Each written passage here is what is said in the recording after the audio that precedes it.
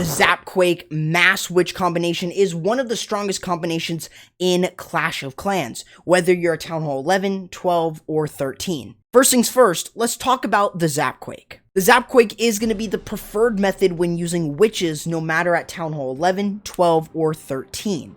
Now, what you need to know is the defenses that you're going to be using the lightning spells on.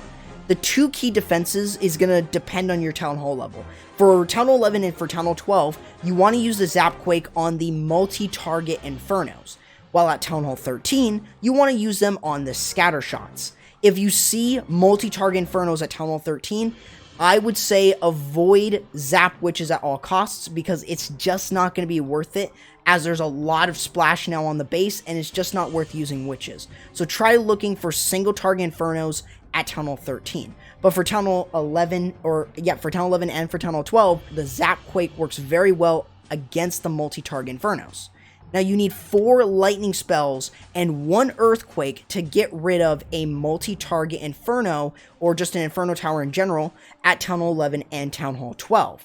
Now at Town Hall 13, you will need 5 lightnings and 1 earthquake to get rid of a scatter shot. So consider bringing 10 lightnings and 2 earthquakes in your spell slot in order to get rid of both scatters.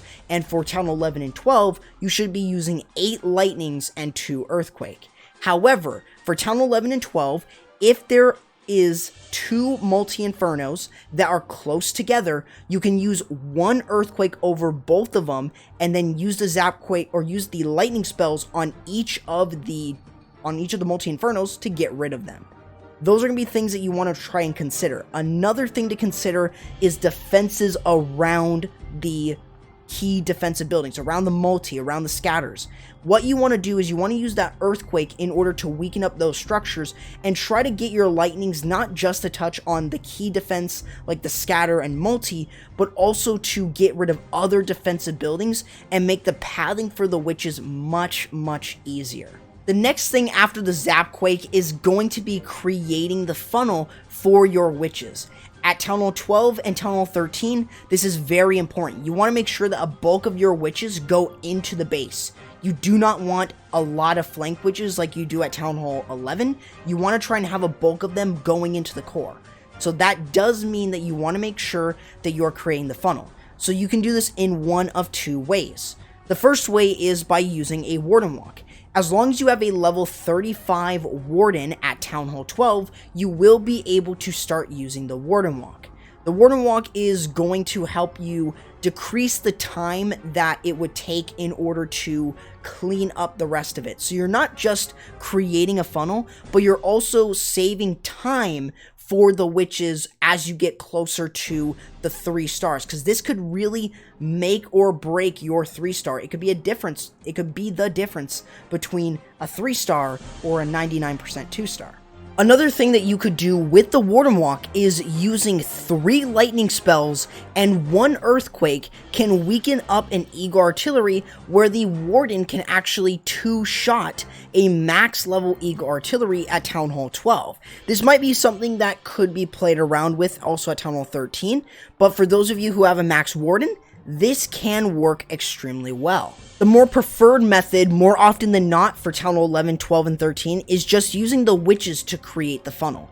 This is usually going to be used if you have a low level Warden, so you don't have it maxed for Town Hall 12 or for Town Hall 13, or if you just don't want to use a Warden walk. So you can use the witches. You need 3 to 4 witches on each side in order to create the funnel. You can also add super archers to help create the funnel if you feel like it. However, we will be talking about the super archers later on in the video, so make sure you watch until the super archer section to learn more. Another thing that you could do is use ice golems to tank for your witches, at least for the flanks. That way you're able to have a temporary tank there that's able to help support your witches on the flanks. And we will be talking more about the ice golem later on in the video, so make sure you stay tuned.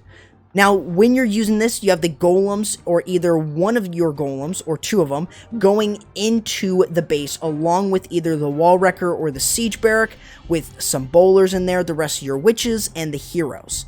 Another thing that you could do to help create the funnel for the witches as well is by using a couple witches and the king. You can use this in order to help funnel your witches in, and the king can help create a little bit more pathing for the witches in the core. Along with that, the witches on the flanks in order to kind of help them in terms of tankage. So that's going to be something that you may want to consider if you're going to be using the Zap Witch. Another thing that you could use is a queen walk instead of using the king to create the other side of the funnel.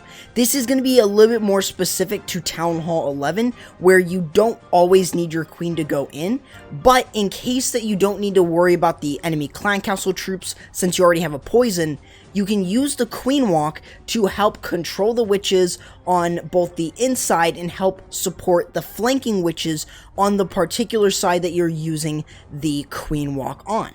After you've created the funnel and done your ZapQuake, it would then be time to send in a bulk of your witches into the core of the base. This is the easiest way that you can do this, and you've got multiple siege machines that you can use, which we will be talking on in just a couple moments. But this is the easiest phase of the attack. All you have to do is just send in your witches. If you have bowlers, feel free to add them into there as well. If you have some super archers, you can do the same thing too. So it's just making sure that you're able to send them into the base. The witches don't always need spell support, and if you decide to go ahead and use 3 lightnings and 1 quake with the Warden walk, I would suggest bringing 3 rage spells and helping provide a bit more support for the witches and hog riders as they continue to push through the base. When choosing a specific siege machine for this attack strategy, look no further to using either the Wall Wrecker or the Siege Barracks. The Siege Barracks is more often than not going to be a good choice if the defenses like the Giga Tesla or Giga Inferno and the third multi-target Inferno and Eagle Artillery are close together. Though for those of you at Townhall 12 and Townhall 13, try to look for these structures. However, if you're only at Townhall 11, where there's only 2 multi-infernos and also the Eagle Artillery, just go for the Eagle Artillery if it's close to the Town Hall. That way you don't have to use a Wall Wrecker and you're able to get rid of it earlier rather than later. Sometimes though you could use a Wall Wrecker, but more often than not you will want to use the Siege Barrack. Another thing that you can do with the Siege Barrack is by placing it right behind, you can use the super wall breakers and jump to get yourself deeper and to get those specific structures. Mainly, you want to make sure that you're using the super wall breakers to break into 1 or 2 layers of the base, so 1 or 2 compartments, and then using the jump to get the ranged units, like the Archer Queen, Witches, and Wizards, to get rid of those key structures that I did say. Another thing that you may want to also try out is by having the Siege Barrack not only create the funnel on the side, but also making sure that it's able to have the Hog Riders from that Siege Barrack in order to get rid of something like the Eagle Artillery. More often than not, you will want to use this in case either the Eagle is a little bit harder to get to if it's in the core of the base. Sometimes it might be a better decision to go ahead and use the Siege Barrack and let the Hogs get to it if there's easy pathing to get to the Eagle Artillery, or if the Eagle Artillery is directly in front, and as long as you clear defensive buildings around there, you're all fine. Now, when to use the Wall Wrecker is a different story. The Wall Wrecker does require things to either be in a line or at least be close together away from the Town Hall, mainly being at Town Hall 12 and 13, where you might see the Inferno Tower, the third Inferno, and the Eagle Artillery away from that Giga Tesla. So you want to use the Wall Wrecker to get those two along with that Giga Tesla. Another thing is if the Eagle Artillery is away from the Town Hall at Town Hall 11, you may want to consider using the Wall Wrecker to get rid of that and then continue to push your heroes and maybe a couple witches into the base and getting a little bit deeper and clearing out the core. If your golems or ice golems are not maxed and you still want to use a really good tank, think about using the super giants. Starting at Townhall 12 and Townhall 13, you will be able to boost up the giants to become super giants for 60,000 Dark Elixir. The best thing about the super giants is that they provide a great middle ground as a tank. unlike the Golem and Ice Golem, they have 4,000 HP and they only cost 10 housing space. This really means that you can bring more of them in comparison to a Golem or Ice Golem.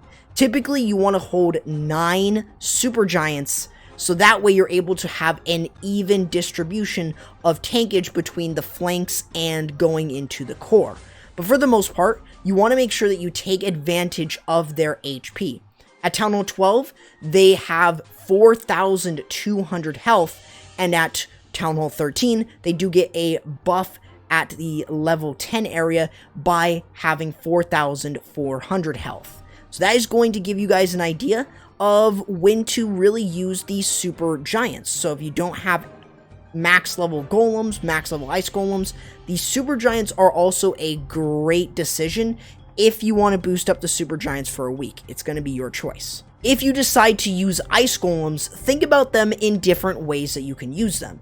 For starters, you may want to only use 2 of them in case you want to use each one of them on the flanks to provide a tank for your witches. Like I mentioned when we were talking about the witches and creating the funnel, that's what you should do. Another thing that you can use the ice golems for is you can bring 5 ice golems or 6 ice golems and provide them as a tank all around. So if you don't have super giants, if you don't want to boost them up, or you don't have your giants maxed, or if you don't have your golems maxed, the ice golems are a perfect fit. They are a little bit weaker in terms of their HP. However, you can still take advantage of their death freeze, especially on the flanks, where you may want to use those more so to give the witches more time to flank on those sides, getting rid of defenses and spawning skeletons. Last but not least, the super archers. The super archers are very, very good. However, they are a little bit more situational.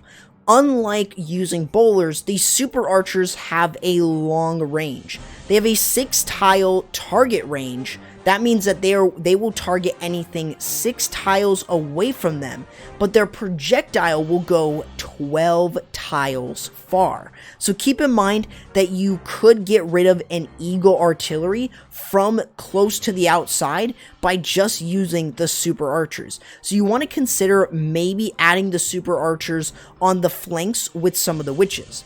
The super archers work really well when you have a tank right in front of them. Typically, either a golem, ice golems, skeletons, or heroes are just a great tank for them, and due to their health being 500, they won't die in one shot to every single structure or every single defense in the game. That does make them slightly more stronger, and behind a tank, they are much better to use, even behind a group of skeletons. So it's always something to kind of play around with. You can of course also send a couple of them into the base to support the witches moving into the core, along with the heroes as they push in. So let me know what you guys think about the Zap Mass Witch attack strategy in Clash of Clans. Is it strong? Is it something that you may want to try out? And let me know if you guys have any success within the comments below. If you want to see more videos in this style like I did here, make sure that you guys are subscribed to the channel. Make sure you guys ring the notification bell so you never miss any of my educational Clash of Clans content within this style. Make sure that you guys also go ahead and join my community Discord server. The link to that is in the description below, along with the other links to the clans and also to my social medias. On top of this, make sure that you guys go ahead and use code CorruptYT in the Clash Champ shop to save 10% off your purchase. And I'll be seeing you guys next time. Corrupt, signing out.